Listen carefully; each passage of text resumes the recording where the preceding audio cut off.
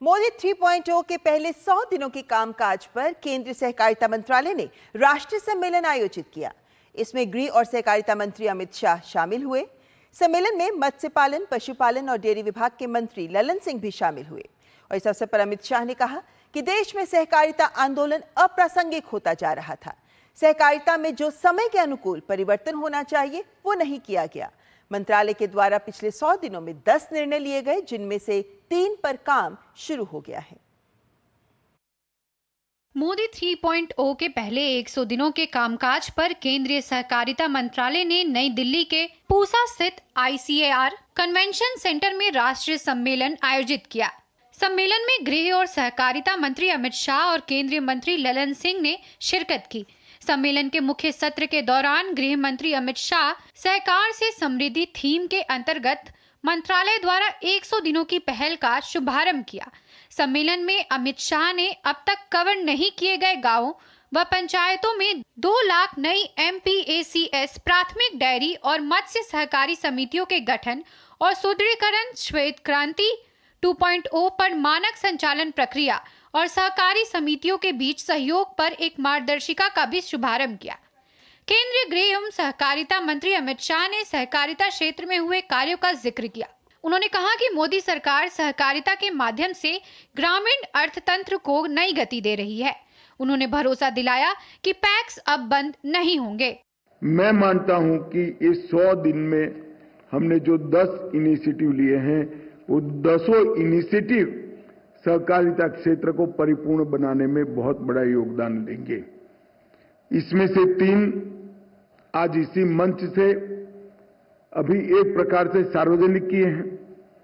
2 लाख प्राथमिक डेयरी, मत्स्य सहकारी समितियां और पैक्स, ये तीनों का संयुक्त एक उपबंध बनाकर हमने देश भर में भेजा था। देश की सभी राज्य सरकारों ने इसको स्वीकार किया है। तो 2 लाख नई प्राथमिक सहकारिता रजिस्टर्ड होते ही देश में एक भी पंचायत ऐसी नहीं बचेगी जहां पैक्स न हो, डेयरी न हो या मत्स्य की कोऑपरेटिव न हो। सम्मेलन को संबोधित करते हुए केंद्रीय मत्स्य पालन, पशुपालन और डेयरी विभाग के मंत्री ललन सिंह ने कहा कि पिछले 10 सालों में देश ने डेयरी के क्षेत्र में उल्लेखनीय उपलब्धि प्राप्त की है। उन्होंने कहा कि आज हम दूध के उत्पादन में विश्व में प्रथम स्थान पर पहुंच गए हैं। उन्होंने कहा कि श्वेत क्रांति 2.0 न केवल किसानों की आय बढ़ाएगी, बल्कि महिला सशक्तिकरण में भी महत्वपूर्ण भूमिका निभाएगी। जिस तरह आदरणीय प्रधानमंत्री नरेंद्र मोदी जी का जो दूरदर्शी सोच था, उस दूरदर्शी सोच के कारण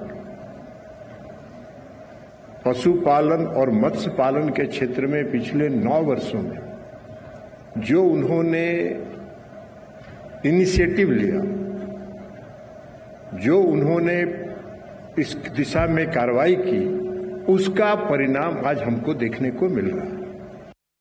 देश में अब नए पैक्स केंद्रों की स्थापना की जा रही है, जिसमें ग्रामीणों को सारी मूलभूत सुविधा प्रदान होगी। लगभग कुल 2 लाख सहकारिता केंद्र देश के हर पंचायत में खोले जाएंगे। गुजरात में मॉडल के तहत 2 जिलों को चुना गया है। यहाँ के सहकारी संस्थाओं में इसके तहत सहकारी कर्मियों के कुल 4 लाख बैंक खाते खुले, जिसके तहत 24 लाख ट्रांजैक्शन हुए। सम्मेलन में यह भी बताया गया कि डेयरी उद्योग अब विदेशी मुद्रा का भी अर्जन करेगी।